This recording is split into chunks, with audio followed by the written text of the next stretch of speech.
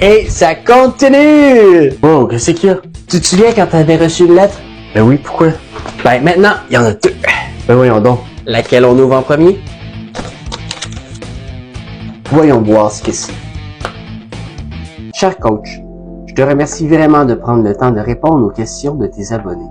J'ai donc pensé que je pouvais t'en poser une moi aussi. Je suis une personne qui vit une vie normale et qui n'a pas beaucoup de soucis, à l'exception d'une chose. Je ressens beaucoup de peur et de l'insécurité sur plusieurs sujets.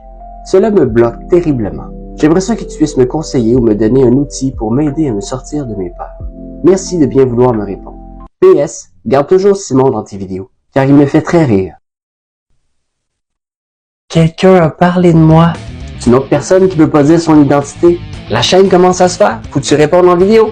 Comment surmonter tes peurs et tes insécurités? La première étape, c'est de comprendre c'est quoi tes peurs exactement. À quel moment et pour quelles raisons tu ressens de la peur? Si tu es capable d'identifier tes peurs, tu pourras déjà commencer à les comprendre. La deuxième étape, c'est de savoir qu'avoir des peurs, c'est normal. C'est de jamais avoir peur qui est pas normal. Pour ce qui est de la peur chronique, la peur chronique, c'est probablement un problème mental. Pour ça, c'est mieux de consulter un médecin. Mais c'est quoi donc la peur chronique? C'est une peur qui dure longtemps. La plupart du temps, c'est constamment. C'est une peur qui peut même te rendre improductif, puis qui peut même avoir des répercussions sur ton physique. Oh wow, ok. Donc, en sachant que ta peur est normale, tu peux déjà commencer à trouver une solution pour la régler. Comment?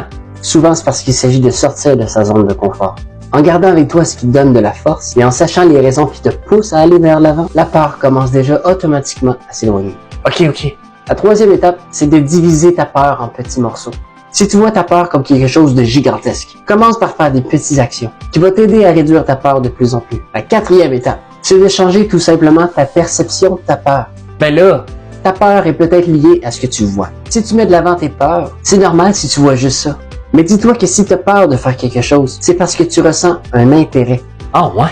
Oui. Imagine si je te demande de faire quelque chose qui t'intéresse pas. Tu n'auras pas de peur parce que tu n'en ressens aucun intérêt, parce que tu t'en fous. Mais souvent, quand on a quelque chose à cœur, on a peur de sortir de sa zone de confort. Par peur, par exemple, de rater, de faire des erreurs, de se tromper, de pas dire ou de faire la bonne chose, d'avoir l'air d'un fou. Je sais pas exactement quand t'as peur, mais dis-toi justement que t'as sûrement de l'intérêt à ne pas vouloir avoir peur. Ah? Finalement, la cinquième étape, un peu comme la 4, dis-toi tout simplement que la peur, c'est une perception erronée utilisée de la réalité. Il n'y a que toi qui te crée de la peur. Transforme ça en quelque chose de positif. Demande-toi tout ce que tu peux acquérir si tu es capable de vaincre ta peur. Après tout, qu'est-ce que tu as à perdre? J'espère que la vidéo va pouvoir t'aider. Et merci beaucoup pour ta question.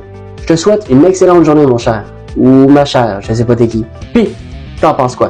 Hey, c'est bon, mais il y en a un autre. Ouais, mais on va attendre pour l'autre, là. J'ai du travail à faire. Mais oui, c'est ça, je suis arrivé, tu dormais. Comment ça, je dormais pas?